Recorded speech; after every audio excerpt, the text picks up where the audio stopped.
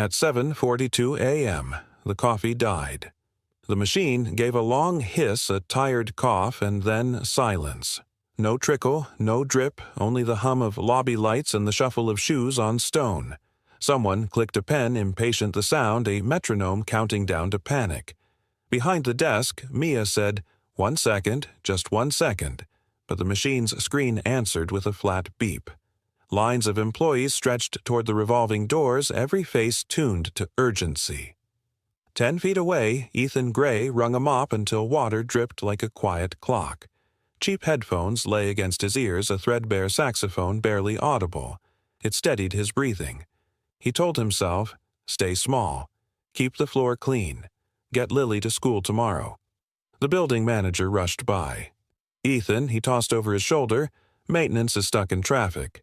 If you've got a minute, make that thing work." He vanished before the words landed. Ethan set the mop aside and unrolled a canvas pouch mismatched, screwdrivers, a fussy multimeter, a coil of tape. He eased the back panel open. The smell of burnt beans and dust drifted out. Focus, he told himself. Circuit's water pressure. The lobby swelled with impatience, heels ticking a briefcase, thumping the counter, Mia's voice thinning. Then the revolving door sighed, a cluster of soft coats and careful steps. The cadence reached him before the words rounded vowels, gentle consonants. Japanese. An elderly man spoke to Mia, polite and urgent. She tried ARA headquarters and found blank space.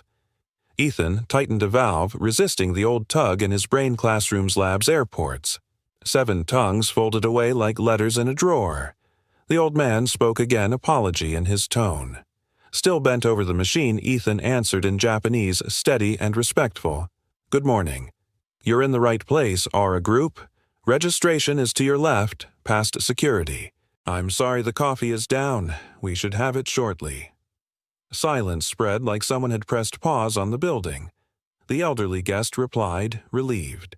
Paper rustled, badges slid into plastic. Mia let out a quick, disbelieving laugh. Ethan listened as confusion turned to order. He checked the power relay. The pump coughed and surrendered. "Come on," he said, then scolded the wiring in German, "Don't be stubborn." The revolving door turned again, noisier voices, layered hands talking in the air, a language that smiled even when rushed. Italian. A woman approached him. "Is there coffee somewhere else?" "We have a meeting." She tapped an invisible watch. He straightened, wiped his palms on a rag, and answered in Italian. "I wish I could conjure a cappuccino, but today the machine is on strike." He tipped his head toward it. "Give me 2 minutes. Registration's right there. Elevators to your right." Laughter rippled through the group, relief not mockery. One of the men clapped him on the shoulder and moved on. Mia leaned over the counter. "Ethan, how many languages do you never mind?" "Need anything?" Silence, he said. And luck. He rechecked the water line. The filter was packed tight. Grit nicked his fingernails as he worked it free. A hiss, then a wet cough. Progress. He tightened the seal, flipped the master switch, and listened. The machine whirred. Somewhere inside, a pump reconsidered its life choices. The water settled into a steady line. Ethan pressed the priming button. The pump surged. He felt for heat, watched for leaks, and thumped the panel where the connection liked to sulk. Sweat slid behind his ear. He wiped it with his sleeve and refused the want of applause. Then the lobby changed. Not louder, sharper. Heels drew a clean line across the floor. Conversations thinned. The elevator bell chimed once, and the doors opened.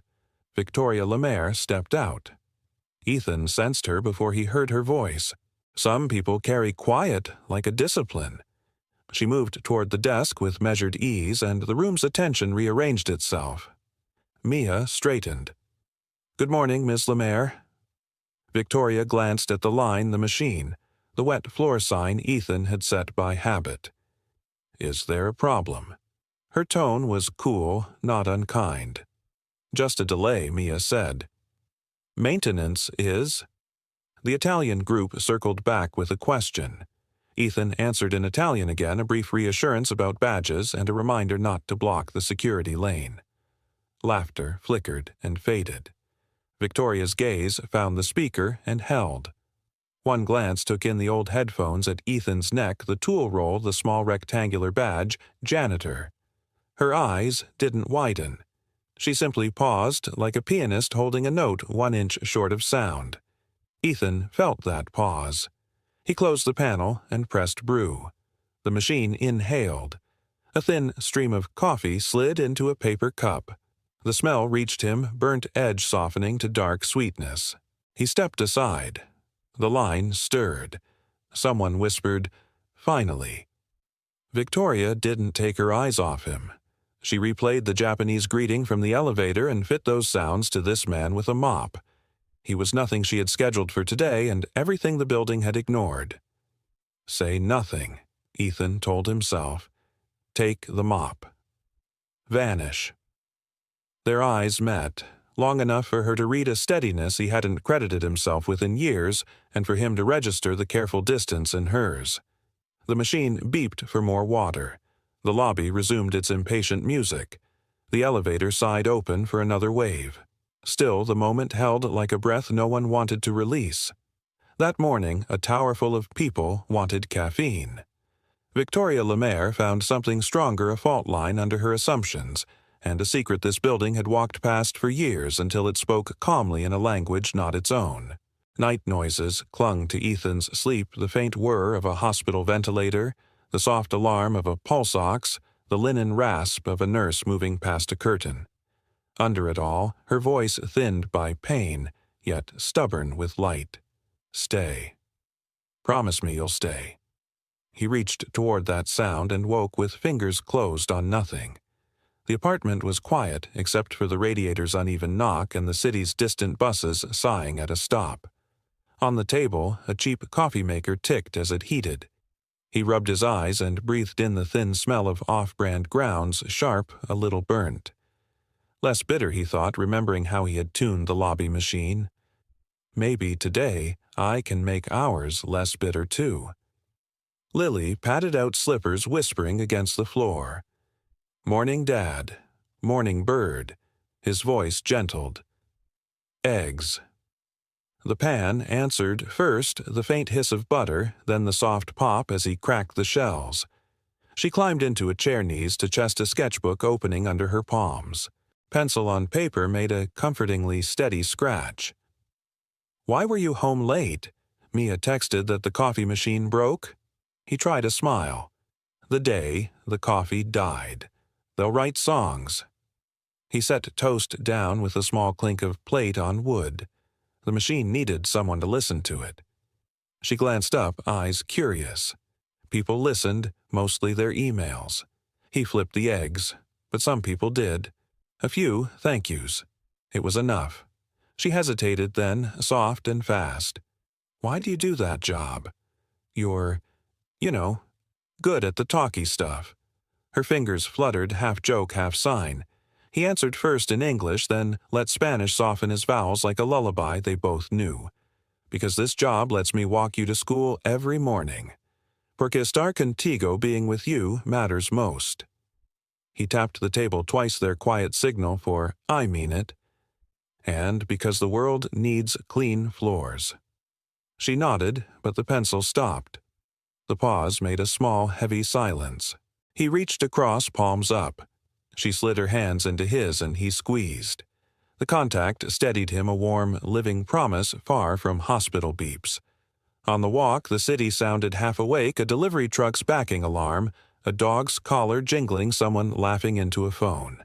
At school, lockers banged open like hollow drums. The intercom crackled to life and cleared its throat.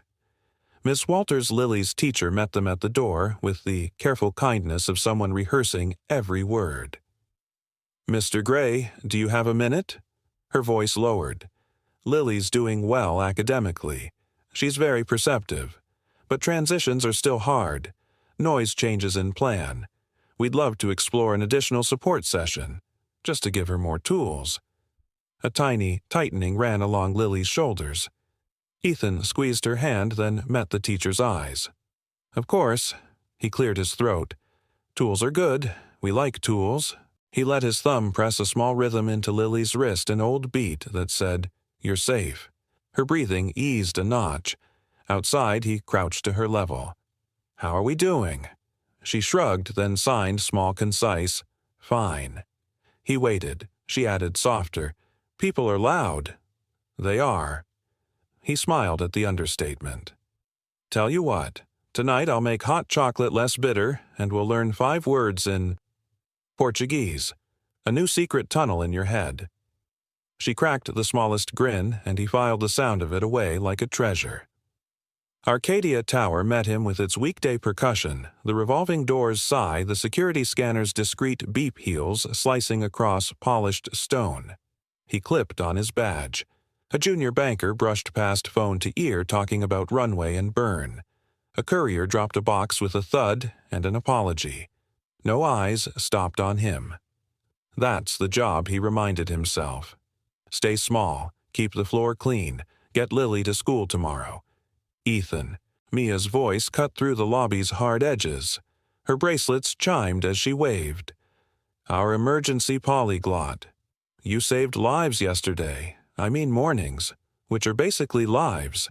He winced, mock stern. "Please don't start any cults." "Too late," she whispered conspiratorially. "Your worshippers are at the coffee shrine." Then softer sincerity seeping into her playful tone. "Thanks for how you spoke to that older gentleman." He looked calmer. He shrugged. "Sometimes people just need words to land softly. Then you're a landing strip."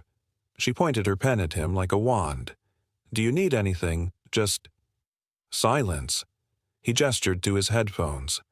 "You'll get 3 seconds." She winked. "Use them wisely." Upstairs on a floor, Ethan rarely saw a door shut with a muffled click, and the air inside shaped itself around authority. Daniel's baritone set the meeting's pace. 7 delegations today, he said, voice even patient. Our prototype is translating non-technical briefings. Medical contexts are volatile. Nuance matters. Lucas sat forward chair creaking. If we demonstrate speed and breadth, Japanese, Italian, German, Mandarin, French, Spanish markets will notice. We'll be ahead by a year. Victoria listened, the quietest person in the room, and therefore somehow the loudest. A pen tapped, then stilled. She could hear the building breathing the HVAC's low exhale, the distant ride of an elevator cable. Nuance matters. She repeated softer than Daniel, but in a way that made everyone's posture adjust. And respect. We don't ship a miracle if it wounds how families hear. Lucas cleared his throat. Of course, a schedule pages flipped. I want redundancy, she added.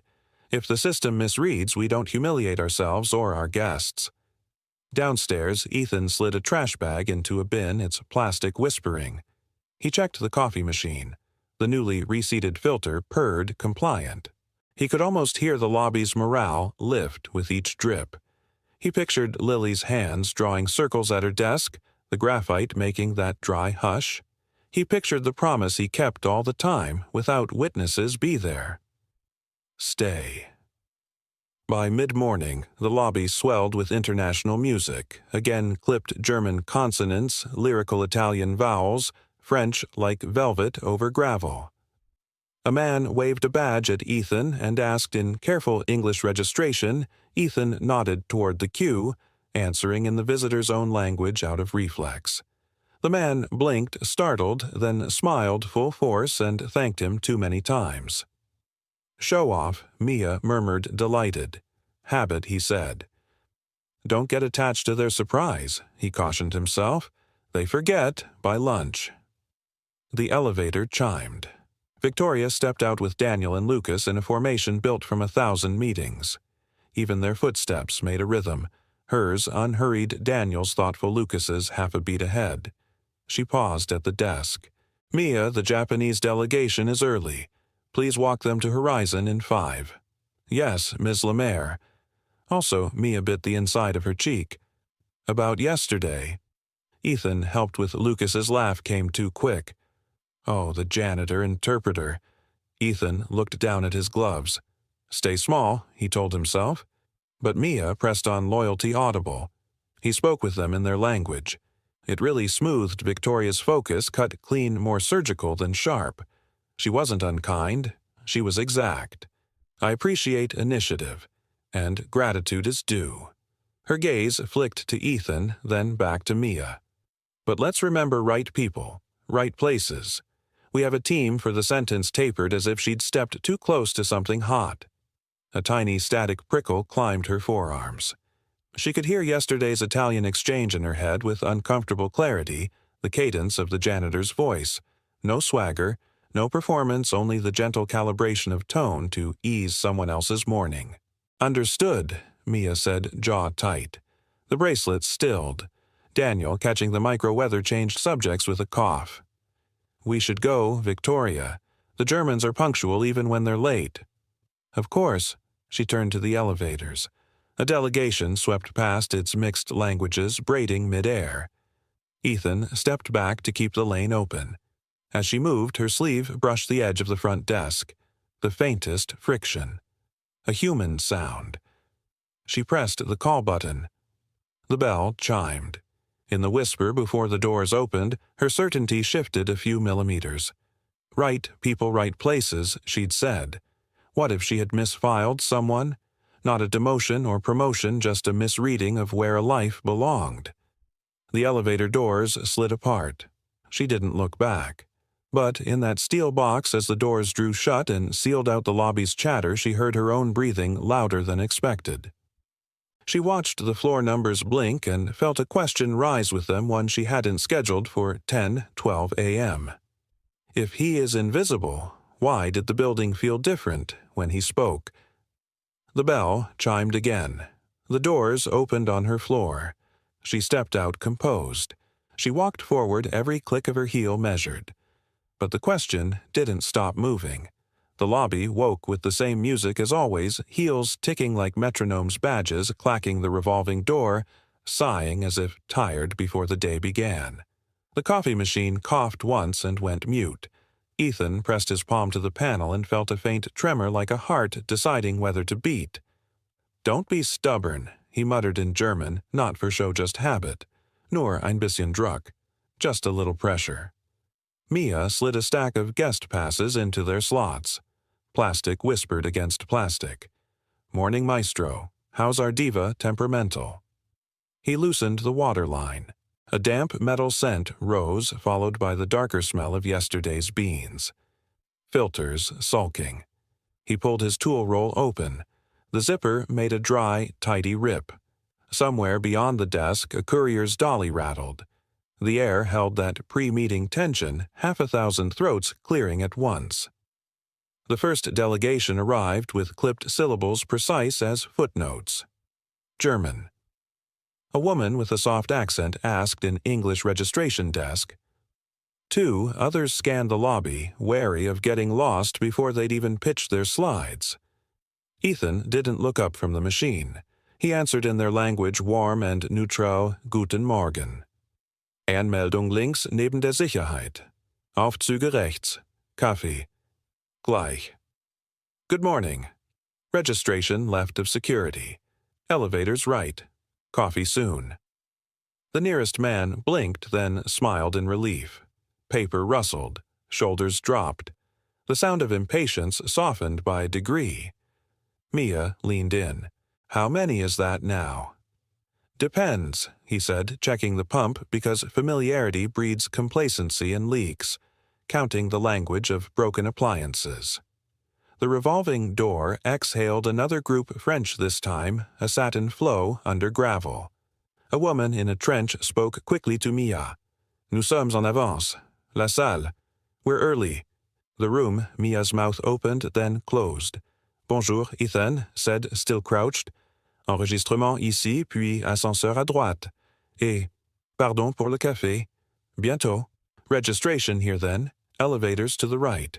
Sorry about the coffee. Soon. The French group felt seen. The tone in their voices changed. They moved with purpose instead of bristling. Mia gave Ethan a tiny salute with her pen. I owe you a pastry the size of my head. Make it the size of the leak in this gasket, he said. Smaller is fine. He pulled the filter, tapped out grit, reseated it. The pump whirred in an almost apology.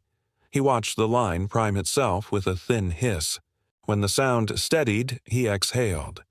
It always amazed him how machines responded to listening. People, too. "Excuse me." A man spoke behind him. Mandarin, quick and bright. The words skittered with urgency. "Is this Aura? We were told level 20 for the briefing." Ethan stood, wiped his hands on a rag, and shifted easily. In Mandarin, he slowed his voice to an even tempo. "Yes, Aura. Registration is here. They'll print your badges. Elevators to the right. Coffee is coming back to life." He added in a soft aside, "The lobby gets loud. Stay together." The group drew closer, comforted by being met where they were. Ethan watched their shoulders ease and felt something inside him ease in turn. Stay, he thought, hearing a hospital room echo. Keep promises in small ways and maybe the big ones hold. Mia tilted her head, bracelets chiming. "You're going to make the translation app jealous." "Apps don't get jealous," Ethan said, then amended because he'd read the papers, yet. A scatter of laughter drifted from the security line. The tension in the room kept ratcheting and releasing with each solved question. Ethan checked the brew button. The machine inhaled, exhaled, chose to try. He lowered the panel with a soft click. The first test cup slid under the spout. It filled in a thin, steady stream. The smell spread darker than the apartment's thin brew, still a little too sharp. He'd fix that later. Less bitter, he promised the machine than himself. The elevator bell chimed. The doors opened like a held breath releasing. Victoria emerged with Daniel and Lucas. Even without looking, Ethan could track their approach by rhythm alone, her measured stride. Daniel's thoughtful pause, Lucas's eager half-step. Mia straightened as if a string had been tugged. "Good morning, Ms. Lemaire. The Japanese delegation is at registration. French and German are checked in." "Thank you," Victoria said. Her voice wasn't loud. It carried anyway. She turned slightly at the small knot of Mandarin speakers near the velvet rope, then back to Mia. "And the Italians asks about coffee every 90 seconds, Mia said. "We're working heroic miracles below the cost center." Lucas laughed a shade too loudly.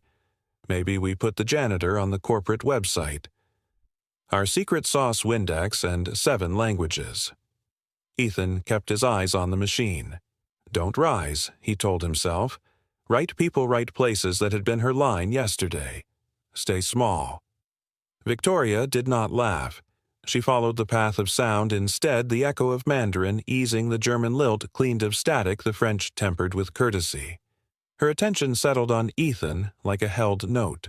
She was close enough now to see the cheap headphones at his neck, the knuckles chafed from solvents, the badge that asked the world to mistake him.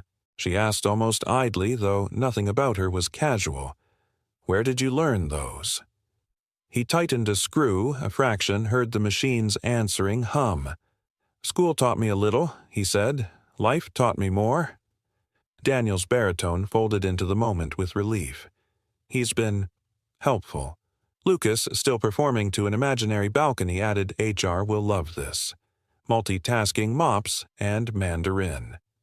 Victoria let silence do the work of a rebuke. Then to Ethan, with the tone of someone testing for signal, "Is the coffee?" "Coming back," he said. He removed the test cup, tasted, frowned. Too bitter.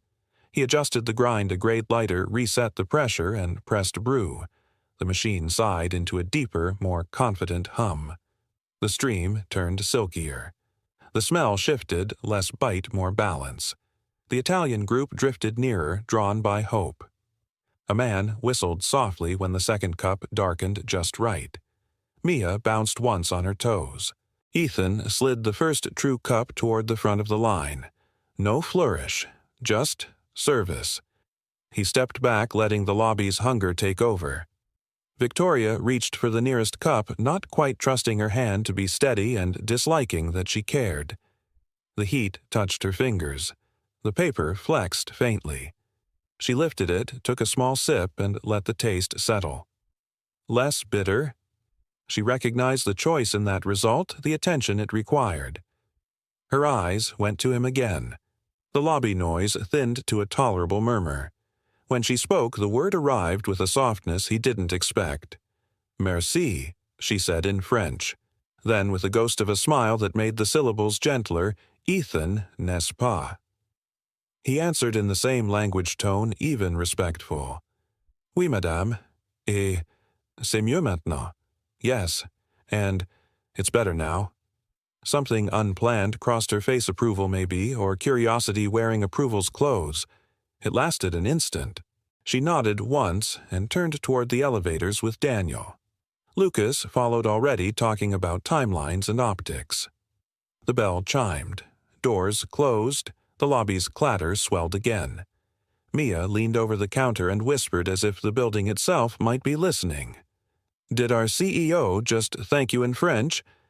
Ethan wiped a ring of coffee from the counter and didn't trust himself to answer.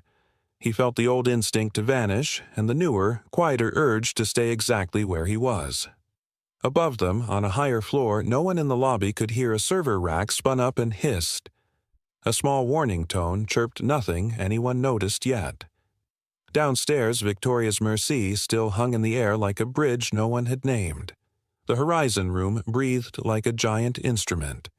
Air vents sighed, microphones clicked live with a faint buzz. Chair legs rasped as delegations settled Japan by the window, Germany near the projector, France and Italy across the aisle, a Mandarin-speaking team close to the aisle for quick exits. Somewhere behind the frosted wall, a server rack purred too hard like a tenor clearing his throat. Daniel tested the handheld. Good morning and welcome. His baritone filled the room without strain. Today we'll demonstrate our multilingual medical interface fast, accurate, humane. Lucas leaned into the table mic. The future won't need human interpreters, he said. Cheerful, a drum roll no one asked for. Families will understand instantly everywhere. A few heads tilted. The Japanese lead an older gentleman with careful hands folded a handkerchief with ritual neatness. Across from him, a German clinician tapped a pen 3 times, then stopped. Victoria listened still as a held note. She could hear the room deciding what it would forgive. Daniel nodded to the technician. A soft chime. Words began to move through the demo English into Japanese into English smooth, at first, then wobbling. The system rendered a sentence about family authorization as something closer to permission from the house, the honorifics off-key. Faces tightened polite. The German track followed clean until a phrase about comfort care flattened into no care, and a doctor's jaw snapped shut. The Mandarin stream tried to say the surgeon recommends waiting 12 hours and instead offered the surgeon delays, 12 hours. The wrongness landed not as a crash but as a dozen small bruises. Breath caught. Pens stopped tapping. The Japanese lead murmured to his colleague the sound a thin thread of worry. A French attendee whispered, "Ce n'est pas respectueux." This is not respectful. The microphones magnified the whisper just enough to make it matter. Daniel lifted a hand. Let's pause. His voice softened on the edges. We're tuning contextual tables. Lucas spoke brighter, too bright. Early builds, you know how it is. A quiet no began to bloom around the table. In the hallway, Mia stacked water glasses on a tray. The ice clicked like tiny bells. She heard the demo stumble and sucked in a breath. Not good, she told the empty corridor. She ran bracelets, chiming heels, soft on carpet to the service hall. Ethan was there, sleeves pushed back, coiling a vacuum cord. The machine's last sigh faded as he clicked it off. Ethan, she said, not quite whispering, not quite shouting. They need. You. I'm custodial Mia. Right now you're oxygen. She reached for his elbow, then thought better and let her hand hover. Please. He pictured Lily drawing circles to calm herself, sound of graphite on paper like rain. Stay, He reminded himself the promise that chased him through every room. He set the vacuum aside and followed Mia into the elevator. The bell chimed. The cable sang low like a bass note under worry. Inside Horizon, the worry had ripened. The delegations were still polite. Politeness just wore armor now. The technician wrestled with a drop-down full of languages that suddenly felt like cliffs. Daniel saw Ethan in the doorway like a final option a man chooses when he's done being proud. "We request your patience," he told the room then to Victoria quietly.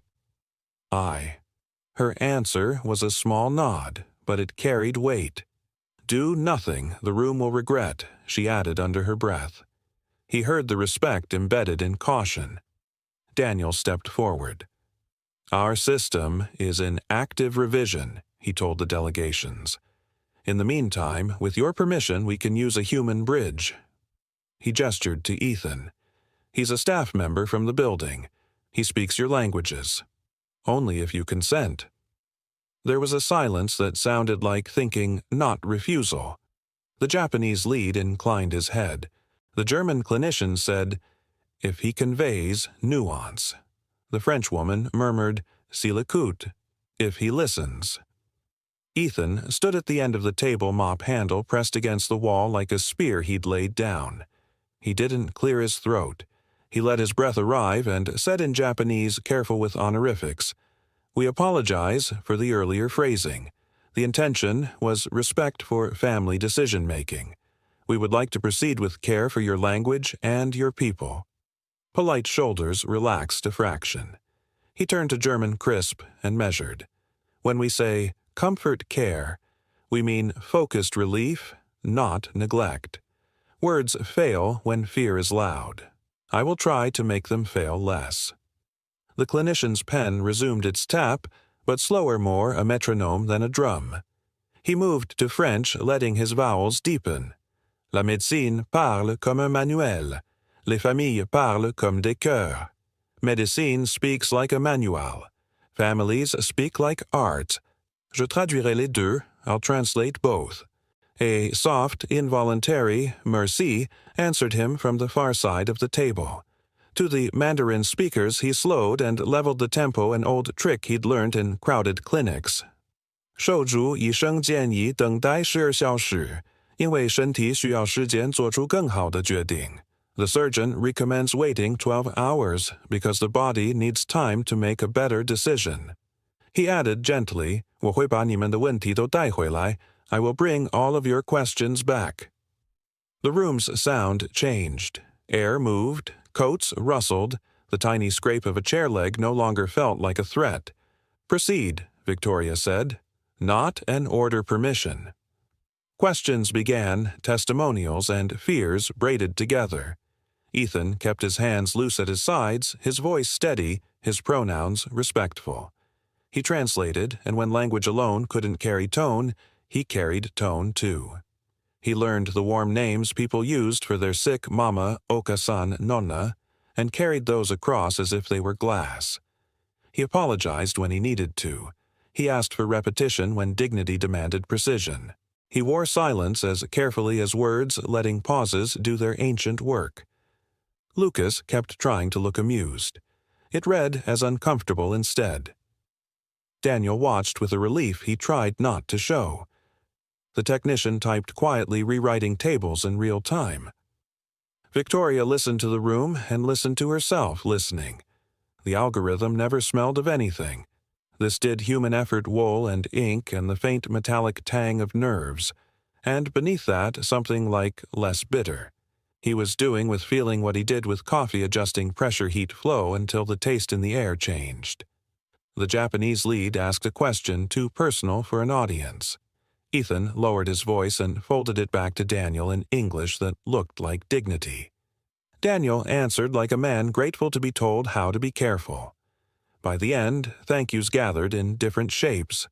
Beau's handshakes, a soft pat on his sleeve from the Frenchwoman, a German nod that felt like a stamp of approval.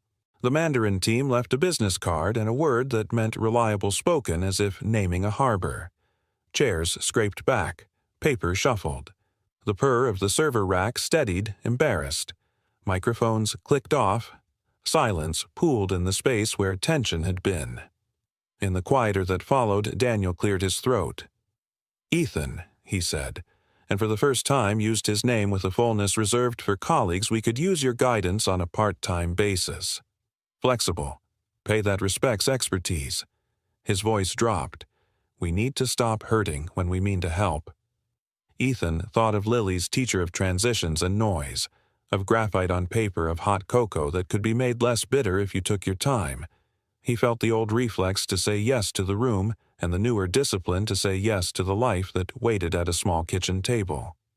"I'm honored," he said, "but I have to be home before bedtime. If there's a way to help that keeps that promise, I will." He pressed 2 fingers to the table's edge, the rhythm of their father-daughter code. "I need to stay." Daniel nodded, not disappointed, moved. "We'll make it work." Lucas's smile didn't reach anything. "Charming," he said lightly, and flicked his pen closed with a loud little click. The delegations began to flow out. Mia at the doorway mouthed a silent, "You," then made a heart with her hands and immediately rolled her eyes at herself. He huffed a laugh he didn't quite let out. Victoria hadn't moved. She had one hand on the back of a chair, the other around a paper cup she hadn't sipped. She heard the room empty and the city's throb take its place. She heard his answer echo home before bedtime, like a language she hadn't had in her childhood. She stepped closer, not into his space, just near enough that her words would land carefully. "Thank you," she said, English precise gratitude unadorned. Then, quieter, more to herself than to him. "Who are you, mister?" "Gray." He considered a dozen true answers and saved them for later. "Maintenance," he said gently and almost smiled, "of one kind or another." The elevator bell chimed in the hall. Doors sighed open. He collected his mop like a modest banner and walked toward the sound. Behind him, Victoria stood alone with a humming server and a cooling cup. The paper made a small creak under her grip. She did not drink. She listened to the echo of a room that had been broken and then, because a human insisted on listening, first begun to mend. The bell chimed again. She didn't follow. Not yet. By late afternoon, the lobby's noise thinned to a patient hum. The coffee machine breathed in cycles, hiss, settle, drip. Ethan loosened one valve, lightened the grind, listened. Steam kissed his wrist. "Too bitter," he murmured. He adjusted pressure. The next pour ran silk smooth. The scent rounded, still strong, less bite. Heels stopped behind him with a quiet certainty. "You made it." "Less bitter," Victoria said. "Tension, heat time," he answered. "Change one taste, changes, and people think you only mop floors." "Floors tell the truth," he said, offering a small paper cup. She tasted. Her exhale eased by a shade audible. "Better," she said. He heard approval braided with caution. The elevator bell chimed and held its breath. "Where did you learn to listen like that?" she asked. "To systems," he said. "I used to teach linguistics, signal and meaning. Then hospitals taught me different timing." He tapped the panel. "My wife needed someone who could slow the words down." Paper creaked in her grip. He felt the room tilt toward something human. "Thank you," she said, "not for coffee." "Good work today." "I've got school pickup," he said, sliding tools into the worn canvas pouch. The zipper rasped like an old song. Dismissal sounded like 100 birds starting at once, lockers clapping sneakers, squeaking the intercom, clearing its throat. Lily clutched her sketchbook. 2 girls brushed past and whispered. The whisper had edges. Ethan shortened his stride. "Hey, bird." She kept drawing pencil, scratching fast, sheltering in the sound. "What did the world say today?" he asked. "Nothing, a beat. Just that you clean toilets." The words landed hard and hollow. "Then they told you a truth that isn't the whole truth," he said gently. "Once a doctor said something clean that wasn't kind. We keep the world clean so others can do the kind parts. Both matter." He offered his hand. She took it. Their palms met warm, steady. At home, the kettle hummed, clicked off. Cocoa steamed. Her spoon tapped the mug. 3 clear rings, then stillness. "Less bitter," he said. Less bitter, she echoed, a small smile in the steam. 2 nights later, the school gym echoed with feedback and sneaker scuffs. A portable mic squeaked. Someone apologized into it. Paper flags rustled. A poster creaked on Cinderblock Aura Group Community Partner. Victoria arrived to hand a check-shake hands leave. She didn't leave, because Ethan stood on the small stage with the mic held low voice just above the room's breathing. "Bonjour," he said, letting the sound smile. "Guten Tag, steadier. Buongiorno, warmer." The students laughed in soft waves. He raised a palm. The waves settled. And sometimes he added, "We speak with our hands." He turned. Lily stepped forward. The mic caught her inhale. She signed, "My name is Lily." Ethan voiced it with her rhythm. She signed again, "Thank you for listening." The gym went so quiet the crinkle of a water bottle in row 3 sounded like thunder. Victoria felt the hush move through her like warm air. She remembered marble floors, a bracelet, clacking a father's promise cut in half by a ringing phone. In that quiet, she wished absurdly for a language she hadn't been taught. Stay. Applause fell like soft rain. Backstage, the curtain whispered as they stepped aside. Ms. Lemaire Ethan said, surprised, "Did the coffee offend you again?" "Not tonight," she said, almost smiling. "We sponsor this school. I forgot to enjoy it." She glanced at Lily now, serious over a sticker tongue peeking at the corner of her mouth. "You gave her room to be brave. She gave herself that," he said. "I just kept the noise down." "Noise is my native language," she said, dry, then softened. "What you do, it isn't only swapping words. You make space. Words need air." They sat on a cold bench outside the gym. A siren rose and fell far off. A door thunked shut. The streetlight hummed. Lily traced a poster's edge and hummed too small and off-key. Victoria looked at her hands. "You could be anywhere. Why here? Because this job lets me hear her pencil." He let that settle. "Because I've been in rooms where I was brilliant and useless at the same time. Staying is a language. I'm still learning it." The sentence found a hinge in her chest and opened it. No one had stayed when it got hard. Not for her. A car door slammed. Daniel crossed the sidewalk, jacket over one shoulder. "I missed the show," he said, rueful. He nodded to Ethan, respectful. "Evening." "Evening," Ethan said. Daniel lifted his phone, the screen washing his face blue. "I've been replaying the demo," he told Victoria, then looked to Ethan. "We keep translating facts. But families speak fear, hope, love. What if we start there? The idea hit like a first chord you know will stay in your ear." Victoria felt it ring through the quiet build, something that listens first. Healing voices, she thought, without yet saying it aloud. She stood. "We'll talk tomorrow," she told Daniel. The words sounded like a door unlocking. To Ethan, softer. "Thank you for the coffee lesson." He smiled. "Less bitter." "Less bitter," Lily echoed, sleepy, leaning into his side with a small certain thud that Victoria heard in her own ribs. The gym lights clicked off row by row, tick, tick, tick. In the dim, Victoria could feel the shape of a decision, cooling solid. Tomorrow she would carry a new question into boardroom air. What if we built a machine that listened first? And another smaller one she didn't trust herself to ask yet. If I ask him to help, will he stay? The room sounded like work laptop fans, humming markers, squeaking Daniel's pen, clicking once and then stopping. Outside, traffic sighed. Victoria kept her voice low so people leaned in, not away. "We translate facts," she said, eyes on Ethan. "Families speak fear and love. Let's build for that." "Healing voices," Daniel added. A layer that listens first tone, kinship tempo. Lucas let his chair creak. "We already have a roadmap." Victoria didn't bite.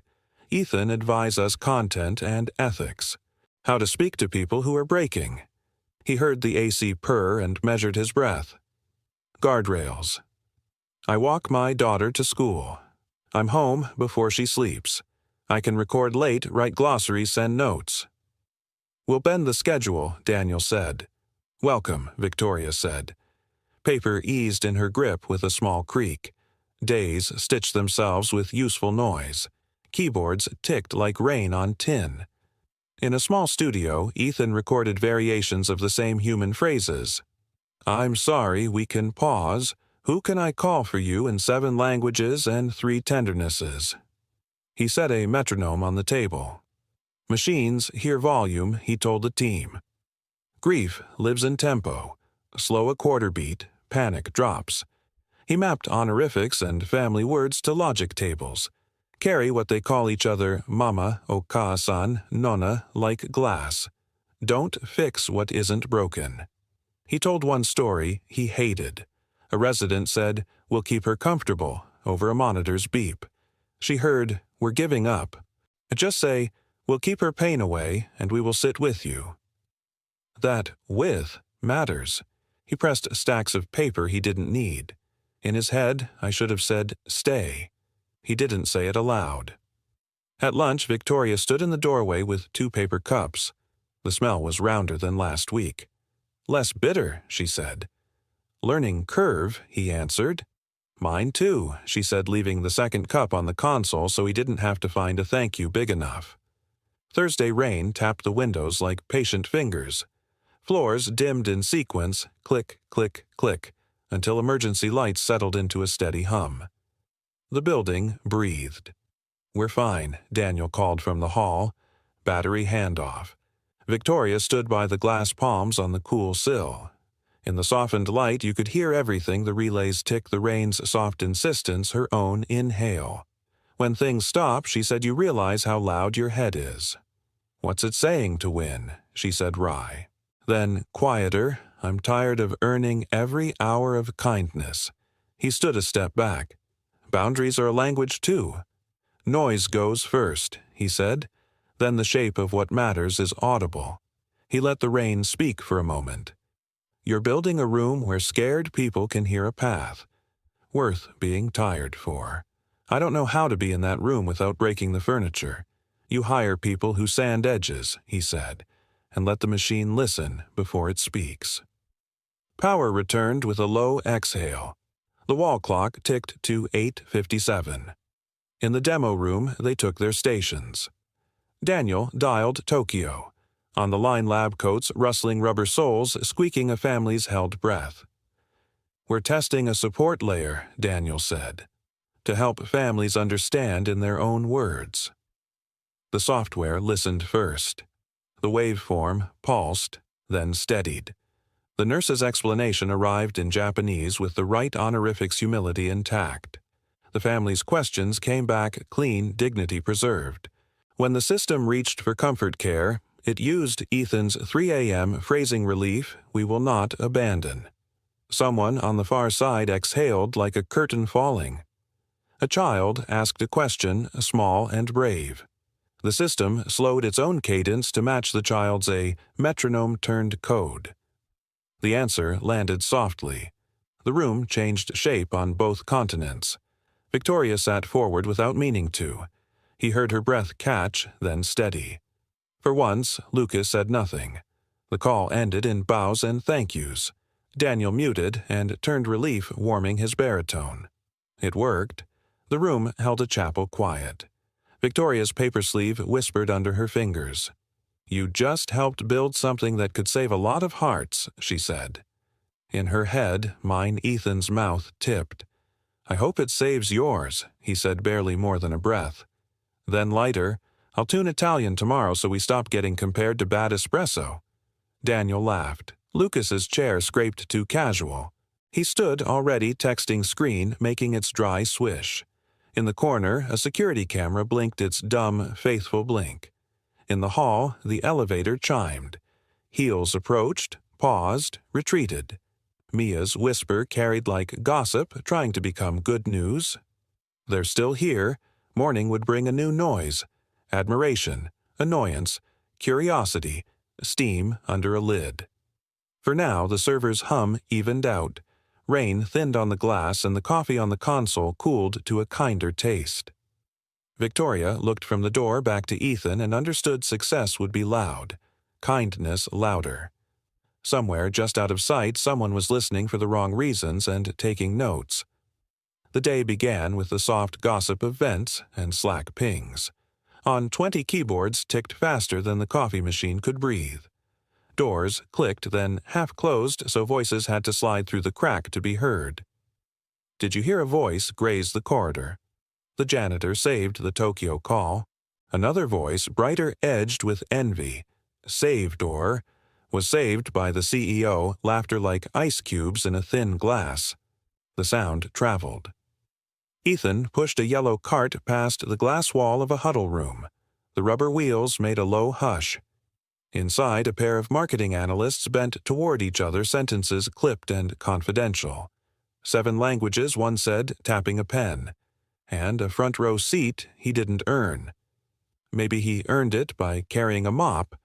The other replied, meaning kindness, delivering contempt. He kept moving. The cart's handle felt colder than usual. Don't collect every sound, he told himself. You'll drown. At the elevator, Jorge the security guard lifted his chin. Morning, maestro. His radio crackled with coded chatter. People talking like they've never needed a translation to order lunch. Ethan managed a breath of a laugh. Noise season. High pollen count, Jorge said. Rumors bloom. A floor up, Victoria's conference room hummed in a different register markers, squeaking against glass. Daniel's baritone keeping rhythm, a legal pad rasping under Lucas's impatient hand. Investors want velocity. Lucas said the word landing like a coin on a counter. Let's not turn this into a feelings nonprofit. Victoria capped the marker with a crisp click. We sell accuracy and dignity, she said. Without both, the product is a liability. Daniel nodded. We present next week. We lead with the Tokyo pilot, then roadmap, then valuation, Lucas said, smiling without warmth. She ignored the smile. Her phone buzzed once, a message from Mia Lilly in lobby with Ethan drawing. Victoria saw the words and felt something unclench, then retighten.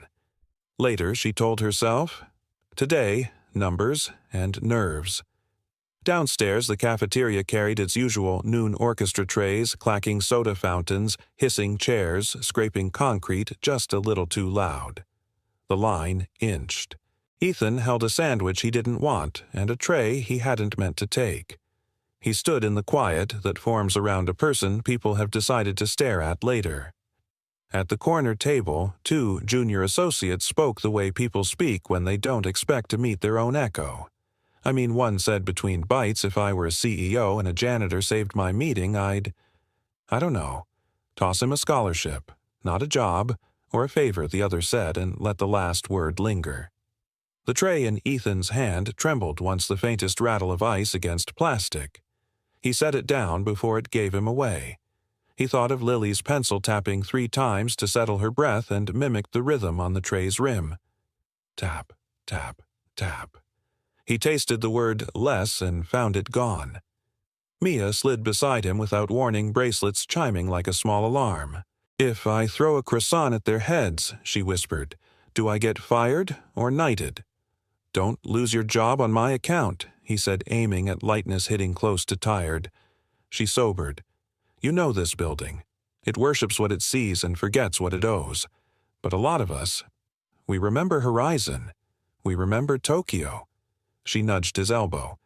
We remember less bitter. He breathed through his nose and let the phrase settle like a hand on his back. Thanks. On the mezzanine, Lily waited with a sketchbook balanced on her knees, earbuds half in to keep the world at a tolerable distance. The lobby's echo folded around her heels, scanners the elevator's civilized chime. 2 interns passed voices bright with the fearlessness of people who haven't yet been wrong in public. Is that the janitor's kid? One asked, not quietly enough. The polyglot janitor, the other said, and turned the phrase into a joke. Heard the CEO set aside a corner office for his mop. They laughed. It scraped. Lily's pencil stopped. a hard stop graphite pressing down until it snapped with a tiny, humiliating tick. She closed the book carefully as if gentleness could put the lead back together. When Ethan reached her, she had her face set. "Oh, I'm fine." He sat the bench cold through his work pants. Bad day for pencils. She handed him the sketchbook chin up. On the page, a coffee machine drawn with stubborn lines, a speech bubble rising from its top like steam.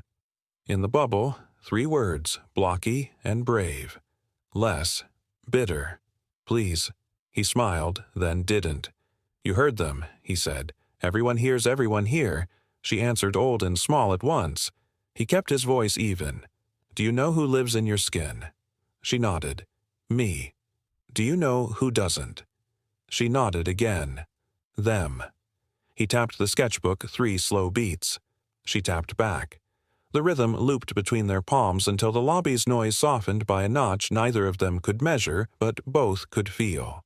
Upstairs at the end of the day, Daniel found Ethan in the studio with the metronome ticking like a small heart. "Quick question," he said. "For investor Q&A, if someone asks why humans when machines are cheaper, what do you say?" Ethan kept his eyes on the metronome. "Because machines don't sit with you while you wait," he said. "And waiting is most of medicine." Daniel's breath made a sound that meant grateful. "I'll borrow that line and pretend I didn't." "Borrow it, right?" Ethan said, almost smiling. "Always." Daniel hesitated, then lowered his voice. "There's noise. People making it about you and Victoria." He didn't make the word affair. He made the word pressure. "I'll swat what I can." "I'm fine," Ethan said, not meaning it. "I have a kid who needs hot chocolate and homework. The rest is static." They shook hands in that brief American way that holds respect in a single squeeze. The door clicked shut. The metronome kept time. In a glass office 2 doors down, Lucas sat alone with the blind's half-drawn fingers drumming a desk that had never known calluses. His inbox made a discreet ping. He smiled before he read. He had asked, and the universe had answered in the language he trusted: documentation. The subject line blinked at him, R.E. Inquiry, Ethan Gray. The sender, a colleague from a conference circuit, the kind of man who collects favors like cufflinks. Lucas clicked. Paper unspooled on the screen. He scrolled. He read phrases built for harm, left university after controversy, questionable judgment during spouse's illness, absent for conference, while partner declined. In the margins, a note in italics. If you're betting your career on him, think again. His tongue clicked against his teeth, a small sound of satisfaction. He printed it all. The machine coughed, warmed, began to spit pages with a stiff, rhythmic whir. He laid the sheets out like evidence, as if aligning them could make them true. He lifted his phone. Another ping, an attachment, grainy photos, a flight itinerary, dates with arrows pointing toward innuendo. He leaned back the chair, creaking in a way that pleased him. Less bitter, he said aloud, and savored the wrongness of it. Down the hall, Victoria rehearsed her opening words, rounding into something that might carry both profit and mercy. She didn't hear the printer. Ethan walked Lily toward the revolving doors, their joined footsteps soft. The building smelled like the end-of-a-day paper coffee rain rising from coats. In Lucas's office, the final page slid into the tray with a crisp slap. He gathered the stack, aligned the edges with a neat percussive tap, and smiled at the clean sound of a trap being baited. The notification pinged again, sharp, cheerful, hungry. The investor suite sounded expensive air vents whispering as if sworn to secrecy, crystal glasses kissing coasters, microphones waiting with a faint, patient buzz. Beyond the glass, the city exhaled sirens and the low tide of traffic. Inside, pens clicked like small metronomes for nerves. Victoria stood at the head table palms on cool wood, breathing to a 4 count. Daniel rehearsed one last line under his breath, consonants softened to reassure. Lucas slid a leather folder toward her.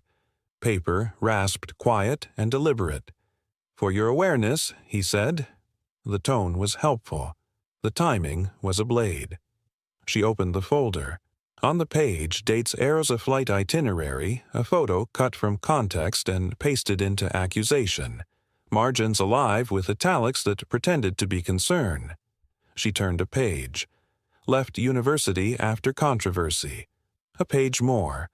Absent during spouse's decline. The word absent thudded against her ribs. Her breath shortened. Victoria thought, it's a dossier built to bruise. She also thought sharply, childlike, don't be my father. Don't choose work over the person who needs you. Lucas's voice lowered silk, trying to be sympathy. If you're staking this vision on him, we should know the full story. She closed the folder with a soft, mortal sound. The mic tested itself. Ping, ping. Daniel looked up, read the room, and said nothing. Victoria placed the folder beside her notes as if proximity could keep it from seeping into her spine. Ready? Daniel asked. Always, she said.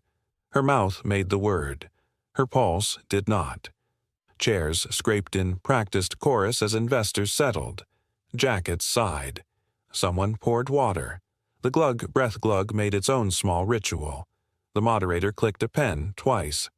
Aura Group, he announced, voice smooth. Healing voices. Daniel opened with the Tokyo pilot. We translate facts, he said. But families speak fear and love. We're building a layer that listens first. He moved through slides without rushing honorific logic, tempo-matching kinship tables. The room leaned in. The hum sharpened. Ethan stood near the wall, not on the agenda wearing a badge that said Temp Consultant, because the system needed labels like people needed air. He could hear every sound more than he could see faces, the dry thrum of the projector. A woman's bracelet chiming when she crossed her arms, someone's throat clearing in a pattern that meant skepticism warming up. Victoria took the mic. It gave her a soft crackle that felt like static and consequence. We believe accuracy without dignity is harm, she said, letting each word land flat and true. She met eyes around the table and felt the folder burning a quiet hole at her elbow. Victoria thought, choose precision. Don't flinch. Questions began funding runway regulatory paths, hospital partnerships. Daniel fielded most. Victoria caught the ones with teeth and filed them smooth with exact answers. The room's temperature rose a degree toward respect. Then a new voice, male urbane. He didn't clear his throat. Men like him never needed to. Impressive, he said. One concern. You seem to rely on a human linchpin, a Mr. Gray. Paper rustled. The man's fingers found a note they'd been primed to find. Public records suggest gaps in judgment. Absent during a spouse's decline. How do you ensure your ethics layer isn't built on a compromised foundation? Silence shuffled the table fabric breath. Ethan felt heat crawl up his neck and then stopped disciplined. He searched for Victoria's voice like a lighthouse tone he could count on. She was the one who could say, the story is wrong. The man you're citing stayed until the word stay broke him open, and then he stayed anyway. Victoria stared at the investor and saw her father's answering machine instead, the beep that meant you weren't worth a live voice. She heard Lucas's folder turning pages in her head, absent. She heard herself at 8 whispering into a cold kitchen stay. She thought, protect the company. Protect the future. Do not be sentimental. Her jaw set around a sentence that would have saved a person and endangered a plan. She said nothing. The room noticed the nothing. It had weight. Ethan stood very still the way you do when a vase begins to tip, and you know your reach is wrong and too late. He lifted the mic with steady fingers. If there are questions about me, he said, voice even, I'm happy to answer them in full afterward. Today is about a product that listens before it speaks. The urbane investor smiled the way men smile when they smell blood and want you to praise their palate. Fair, he said. Proceed. Daniel reclaimed the room with a measured summary, his baritone a promise that procedure could carry what feelings had dropped. Victoria watched her own silence like a stranger's mistake. The moderator closed with numbers. Hands shook. Glass clinked polite praise floated like confetti no one wanted to sweep. The meeting adjourned. Chairs exhaled. Paper bit paper as folders snapped shut. In the holding room next door, the air felt warmer, more used. A clock ticked loudly because the rest was too quiet. Ethan set his badge on the table with the gentleness of someone returning borrowed light. "Ms. Lemaire," he said, and the formal address cut clean. "Do you think I am the man in that folder?" Her throat made a small traitorous sound before she formed words. "I have to protect the company," she said. "I can't gamble thousands of jobs on me," he finished. He let the sentence sit. He thought, say it. Say, you know me. Say, the hospital room mattered. Say, stay. Victoria thought, if I vouch for you and I'm wrong, I become my father choosing a person over a promise and calling it love. She hated the thought. She hated what it made her do. "This isn't about us," she said, then corrected herself, hating the pronoun. "It isn't personal. It's governance." He nodded once. A small sound left him hurt, refusing to perform as outrage. He unclipped the second badge, the one that said janitor, laid it beside the first edges aligned as if neatness could make the moment less cruel. "Then I will make this simple," he said softly. "You won't have to gamble on me. I resign. From both." Ethan Daniels' hand rose, then fell. He looked at Victoria, then away, respect and disappointment scraping against each other in his chest. Ethan gathered his canvas tool roll. The zipper's tired rasp filled the small room. He lifted the mop he'd propped in the corner, held it like a standard lowered at the end of a parade. He moved toward the door. The hallway hissed with HVAC and faraway chatter, the indifferent sounds of a building getting on with its life. Mia stood outside with a stack of folders too heavy for her hands. She saw his face then, the two badges in his palm, and the clatter of a dropped bracelet rang like a tiny alarm. "No," she whispered. "No, no. It's all right," he said, and made the lie gentle. Jorge's radio crackled somewhere near security. He turned at the sound and watched the man's eyes say what his job wouldn't let his mouth say, "I saw." "I'm sorry." The elevator arrived with its civilized chime. Doors opened empty. Ethan stepped in. The doors closed with a hush that felt like a lid. He watched the numbers blink down and swallowed against the dry taste in his mouth. Bitter. Too bitter. Victoria remained in the holding room, hearing the elevator's bell echo in her skull. Paper rasped under her fingers as she picked up the folder and hated the feel of it against her skin. Victoria thought, I have repeated what I swore I would never repeat. Daniel's voice entered the quiet carefully. "We can fix this," he said. "Not the optics. The truth." She set the folder down. It made a dull, unhappy sound. Out the window, the city moved oblivious and loud. Somewhere below, a child laughed high and sure. The sound pierced the floor like a small bright nail. Her phone buzzed. A single line from an unknown address blinked on the screen. You didn't hear the whole story. She stared at the words until they blurred. The investor suite's door clicked as someone slipped back in for a forgotten umbrella. The room smelled of cold coffee and paper ink and a decision that would not stop speaking. Who had sent the message, and what would it cost to listen now? The apartment woke to small, faithful sounds, the radiator's uneven knock, the kettle's low hum, the hallway elevator groaning 2 floors down. Ethan lay still, counting them like beads until the ache in his chest learned their tempo. Somewhere in the next room, Lily's pencil scratched 3 strokes, pause, 3 strokes, the rhythm she used when the world was too loud. He sat up and let the mattress sigh. "Pancakes," he called. A page turned. "French toast," Lily answered, voice small but decisive. "International," he said, forcing brightness. The skillet protested, then settled. Butter whispered as it melted. He cracked eggs. Shells clicked against the bowl like thin bones. "How many too?" she said, then added one more word after a breath. "Please." He smiled at the manners and felt it not reach far. 2, please coming up. The whisk made a soft tornado. Vanilla cinnamon heat. A small heaven he could afford. At the table, Lily traced a square around the word please in her notebook. She kept her earbuds half in volume, low enough he could hear the phantom of a piano underneath.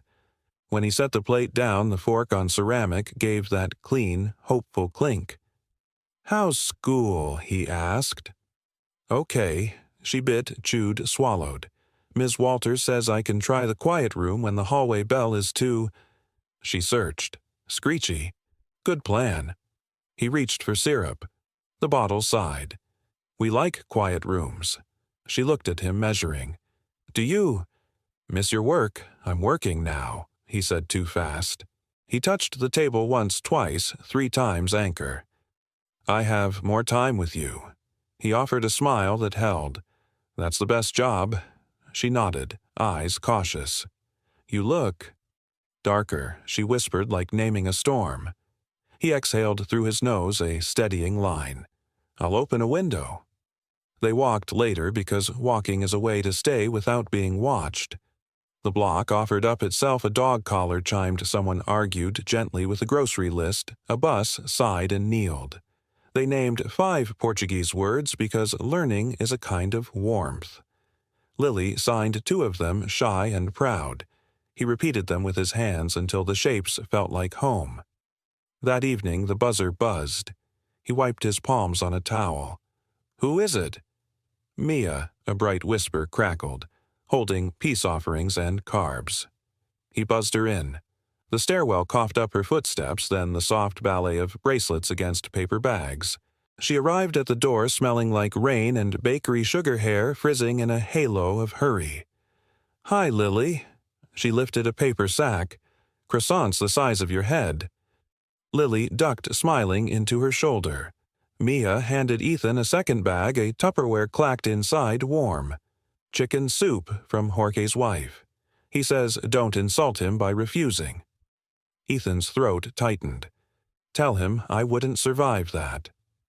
They moved into the small kitchen. The soup lid popped with a wet kiss. Steam rose and took the room in gentle hands. Mia leaned against the counter and lowered her voice. "I came to say, I'm sorry. On behalf of too many people who watched you bleed decorously and took notes on the stain." He shook his head. "Not your fault. Maybe not. But I was there. We all were." She looked at the window like it might eavesdrop. After the investors left, a nurse who saw the Tokyo call rode in. 2 clinicians. A translator from Queens. People you'll never meet. They told stories about what happens when no one slows down enough to say, with. She swallowed. They said your name like they were setting it down carefully. He gripped the counter's cool edge, the laminate humming under his palm. "The project." "Holding," she said. "They tried to run a version without the soul." It sounded like good grammar. It felt like abandonment. Daniel's fighting. Half the engineers are embarrassed to be seen in daylight. Lily hovered in the doorway, listening. Mia shifted, brightening her tone by a shade. Also, small headlines. Ms. Walters says someone drew a very persuasive coffee machine in art class. And the cafeteria cookies are still a crime. A snort escaped Lily. The sound lifted the room. Mia set a hand briefly on Ethan's forearm light. No demand. "We remember," she said. "Even if the building pretends it doesn't." She glanced at Lily. "Less bitter." "Less bitter," Lily echoed, and the words felt like a blanket. After she left, the apartment returned to its faithful noises. Soup simmered. The radiator pinged as if surprised to be working. Lily leaned into Ethan's side on the couch, a small weight that retaught him the meaning of necessary. They watched an old movie with 2 loud violins. When the violins swelled, she pressed her hands over her ears, and he pressed pause. "We can take things in pieces," he said. She nodded against his shirt. Across the city, in a room that smelled like paper and glass cleaner, Victoria sat very straight at her desk and failed to breathe normally. The investor folder lay shut. Beside it, her screen glowed with a new email from a name she recognized from Gabriel's stories, a colleague he'd once mentored, the kind of man who sent long letters and meant them. Subject: The Ethan you didn't meet. She clicked. Words unfurled in a calm, careful hand. He had been there for the long months, the writer said. The one trip he took 2 days Tokyo was to chase a grant that might have paid for a clinical trial. He returned before his wife's last night, but a rumor doesn't care for arrival times. He was not absent. He was exhausted. You cannot demand perfection from people trying to survive. The email ended. Gabriel would tell you that if he could. The room shifted. In memory, Gabriel's voice surfaced, warm gravel. You cannot demand perfection from people trying to survive. The radiator in her office clicked like a metronome, correcting her tempo. Victoria thought I punished him for a wound I didn't understand. She pressed the heels of her hands to her eyes and saw the white afterimage of a coffee cup. Her phone buzzed. A text from Mia. FYI, the team says, "Healing Voices waits for you and Ethan. We can't fake the listening." Victoria stood too quickly. Her chair rolled and tapped the wall, a small reprimand. She pulled on a coat without feeling its weight. The elevator carried her down with a civility that now felt like hypocrisy. On the street, the night had a damp edge. Taxi tires hissed. Somewhere, a bar door sighed open and shut. She took the train. It roared into the station brakes, screeching like metal birds. In the car, a teenager's earbuds leaked a drumline. A woman coughed into her elbow. A baby laughed once, thrilled at nothing in particular. Victoria held the pole with her left hand and her resolve with her right. His building announced itself by smell fried onions, detergent, old wood. The stairwell light buzzed faintly. A neighbor's TV leaked a game show ding. She paused outside his door, palm flat against cool paint, and listened. Inside, the low thrum of a movie menu loop, then silence, then the soft weight of footsteps. Don't perform, she told herself. Tell the truth. Ask, don't argue. She lifted her hand and knocked 3 quiet, steady taps, the rhythm of a person asking to be let in without demanding it. On the other side of the door, she heard a chair leg scrape, a whisper she could not make out, a breath held and released. Would he open? Did she deserve the sound of that chain sliding back? The hallway hummed. Somewhere a kettle clicked off. The knock came soft, even 3 beats. Ethan heard the chain slide back and the door's rubber seal unstick with a small sigh. Lily stood on tiptoe and peered first. "It's her," she whispered, then stepped aside. Victoria's breath fogged the hallway chill. She held no folder, no armor, only a paper bag that smelled faintly of good bread. The stairwell buzzed. Someone's TV laughed 2 doors down. "I should have called," she said. "I didn't want you to prepare answers. I wanted to listen." He let the door swing wider. Chairs scraped the floor. The kettle on the stove clicked as its light came on. Lily hovered, then returned to her sketchbook pencil, making a soft, steady scratch. Victoria stood in the small kitchen as if entering a chapel.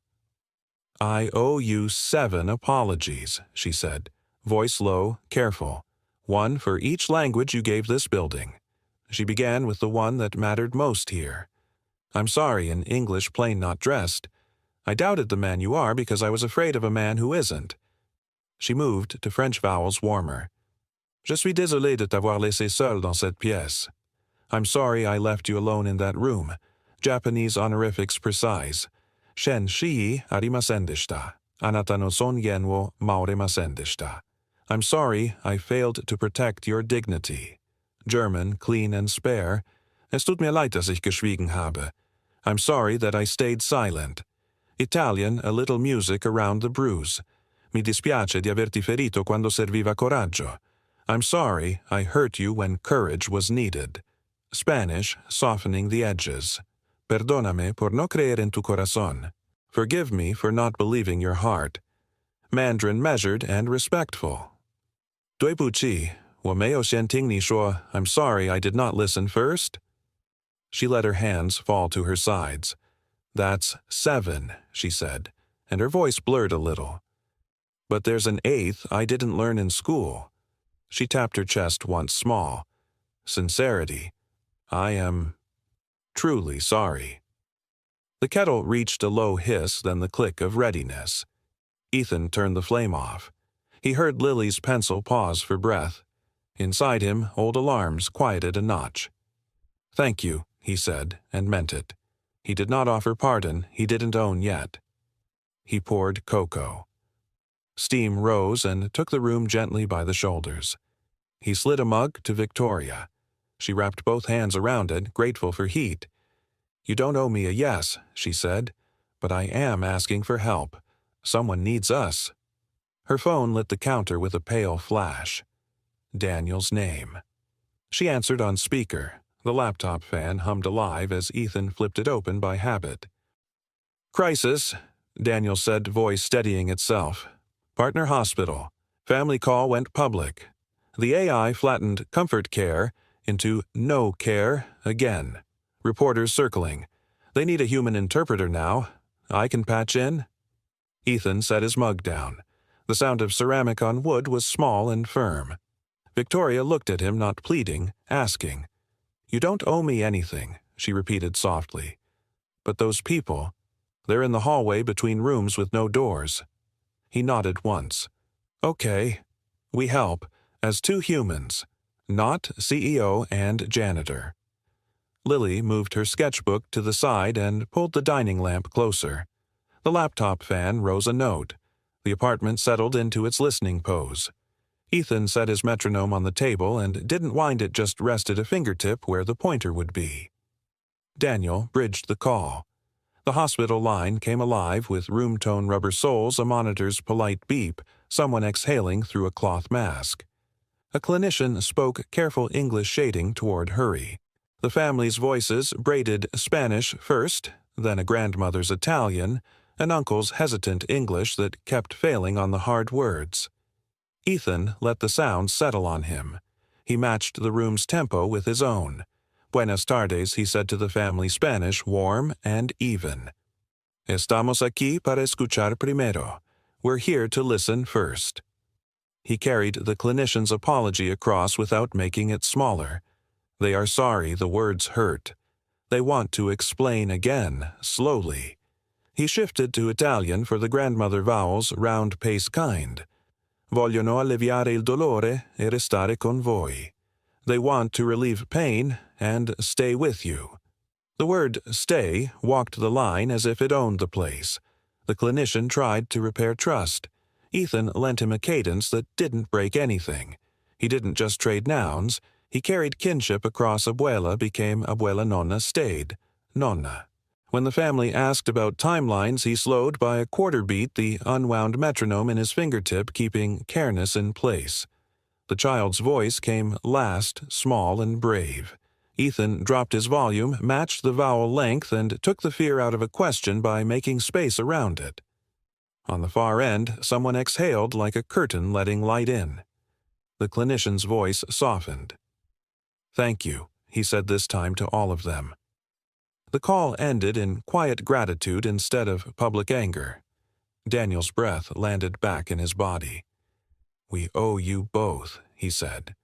"Victoria, that apology will save our press call tomorrow." He hesitated. "And Ethan, I need you to hear me clearly. We can't fake the listening. I want Healing Voices back with you as its soul. Title, Budget Team. On your hours. Say yes, and I'll make it real." Victoria swallowed and found the courage she had lacked. "Not as janitor," she said, letting the 4 words ring. "As our guide. Director of Human Languages and Empathy, if names help. We'll protect school mornings and bedtime. We'll build the room you described, the one where scared people can hear a path." Silence moved through the apartment like something alive. The fridge hummed. A bus sighed outside and rolled on. Lily slid her sketchbook toward Ethan. On the page, a coffee cup with steam shaped into 3 words. Less. Bitter. Please. She met his eyes. She didn't speak. She tapped the paper, once permission, then twice pride. He turned toward Victoria. He saw the apology still standing up in her shoulders, not collapsed into excuse. He felt the shape of the choice, the promise to Lily, the promise to people he would never meet, the promise to himself not to disappear inside someone else's need again. He drew a breath. The phone on the counter vibrated hard, skittering against wood. The screen flashed an unknown number, then a text preview slid into view like a late shadow. "We need you back on the line. Family in Tokyo asking for the man who listened." Lily's pencil tapped once. The kettle forgotten clicked as it cooled. Victoria looked at him without pushing. He stood between two kinds of staying, both of them true. The phone buzzed again, insistent as a doorbell. Ethan glanced at Lily. She met his eyes and tapped the paper, once permission, twice pride. He answered. On speaker, the Tokyo line breathed hospital air rubber soles, a monitor's patient beep, the thrum of a vent. A father's voice cracked. A nurse tried to steady it with English that kept slipping. Ethan rested a finger on the unwound metronome. "Konbanha," he said softly. "Good evening. First we listen." He matched tempo-carried kinship gently as glass. He did not promise miracles. He promised presence, and the room on both sides loosened around that word. After he ended the call with a bow no one could see. The apartment returned to its faithful sounds, the kettle's slow cool, the fridge's hum, Lily's pencil searching for a line. He turned to Victoria. "Yes," he said. "I'll come back, on the terms we named. School mornings, bedtime. No heroics that cost my daughter." On those terms, she said, and her voice held. "Stay with us and with her." Lily slid the sketchbook closer, a coffee cup with steam shaped into 3 words. "Less. Bitter. Please." Ethan smiled, felt it reach far this time, and touched the drawing with 2 fingers stay. Months passed, each marked by sounds that began to mean safety. The elevator's morning bell, the low, pleased hum of a server that had learned to listen first, the small chorus of thank you notes being opened. Aura added a corner to the lobby, a narrow bar of warm wood, and a chalkboard that read, in Lily's careful print, Lily's Corner. The espresso machine there learned Ethan's rules: tension, heat time. The first sip was strong, then kind. He was Director of Human Languages and Empathy, now a title that made strangers smile and old colleagues blink. His office was not a corner with glass. It was the small studio with the metronome, the whiteboard smudged with honorific logic, and a bulletin board layered in letters. He kept the old canvas tool roll in a drawer. He still repaired the lobby machine when it sulked. "Not my job," he would say, then wipe the panel anyway. The hiss, the settle, the drip music, he couldn't quite quit. 2 mornings a week, Lily sat at Lily's Corner after school drop-off with hot cocoa and a sketchbook. The spoon tapped the mug, 3 rings, then stillness. Employees learned to pause there to tell a story before returning to their screens. "We'll take a listening minute," Ethan would say, and a tired accountant would speak one sentence she'd been carrying too long. Less bitter people joked and meant more than coffee. Victoria changed the boardroom.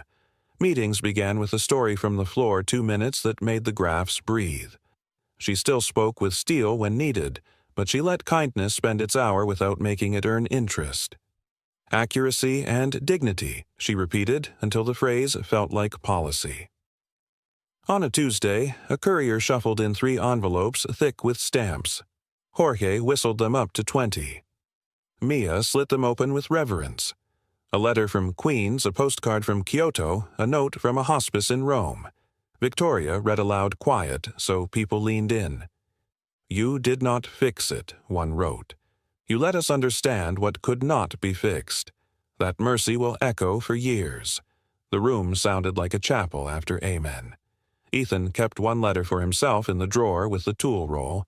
On hard days, days when code refused to learn manners or when investors asked for speed like it was a virtue that never hurt anything, he opened the drawer and let the paper breathe out its clean, grateful air. Lily entered new worlds. The quiet room at school became an option she chose, not a prison she feared. She taught her art teacher 3 signs. At home, when the hallway bell was screechy, she tapped the table 3 beats, and he matched her. "We can take things in pieces," he'd say, and they did.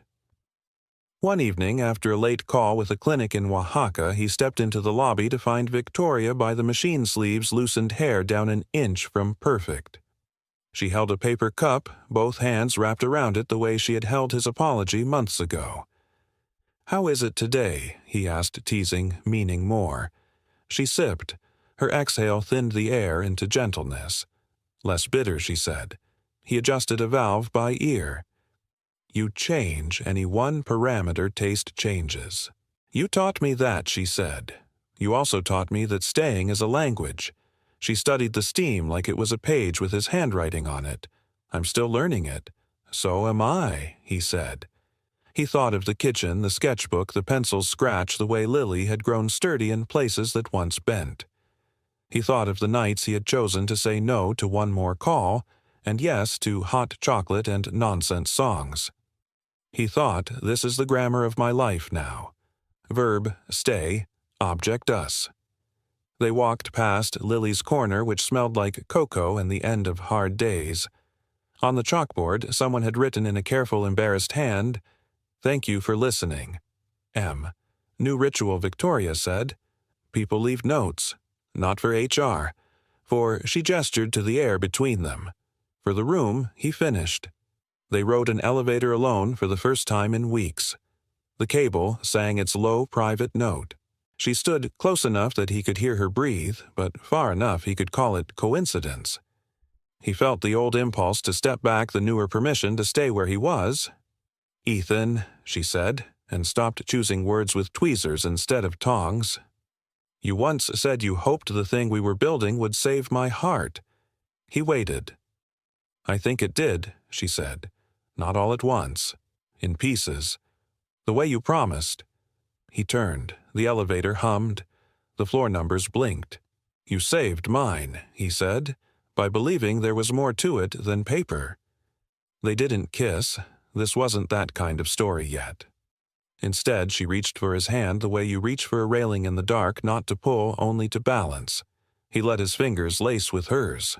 The contact was small and sure, a vocabulary word made flesh. Later, the building emptied into itself. The espresso machine exhaled. The night staff rolled carts that squeaked and apologized. In the lobby, Ethan checked the machine one more time. It wasn't broken. He still made it kinder. He shaved the grind finer, loosened the pressure a hair. The next pour came in steady, a sound that felt like morning finding you before alarm. Victoria joined him, no suit jacket now, only the soft rush of her sleeves. Lily slept at a table nearby, cheek against her forearm, a pencil still between her fingers. She had drawn a little house and written beneath it in letters, careful as prayer, "Home." Victoria watched Lily's breathing and lowered her voice. "If there is an 8th language," she asked, "what do you call it?" Ethan looked at the child at the cup at the chalkboard where strangers offered thanks. He thought of sirens and ventilators and words that had learned to knock before entering a broken room. He thought of a hand in an elevator not asking to be rescued, only held. "Maybe it's this," he said, "a language of home, where no one has to earn their place, where we make things less bitter because we can." She nodded. Then she took his hand again, steady this time. "Let's learn it." They stood in the soft machinery of night, the hiss, the settle, the drip, and let the new grammar write itself across their quiet. Somewhere a clock ticked and chose not to hurry them. The city finally sounded like it might be listening. "If you're still here, take a breath with me." Hear it. The soft rhythm beneath the noise, the one that says, "Stay." Tonight's story wasn't about a miracle fix. It was about learning a new language without a dictionary, the language of home. It sounds like patience. It smells like warm cocoa. It tastes less bitter. Ethan, Victoria, and Lily remind us that dignity isn't data and kindness doesn't rush. Machines can translate words. Only people can carry hearts across. When we slow the tempo 1/4 beat, we make room for each other to arrive whole. Now, I want to hear your voice. Have you ever witnessed a moment where listening changed everything? A nurse's gentle pause, a neighbor who stayed a family that chose grace. Maybe you've lived it. Maybe you saw it across a table in a hallway or over a late-night call. Share your story below. Tell us what happened and tell us where you're watching from. Drop your city, state, or country. I'd love to see this circle of voices stretch from small kitchens to crowded elevators, from Lily's Corner to wherever you are. If this story met you in a tender place, tap subscribe and join our community of good news and second chances. Hit the bell so the next chapter of hope finds you right on time. And if today's episode made your day even a little less bitter, a like or a share helps more people hear it. Thank you for spending your precious minutes here listening, first, judging last. From my microphone to your living room, from this quiet beat to the rhythm of your life, stay kind, stay human, and keep learning the language of home. I'll see you in the comments.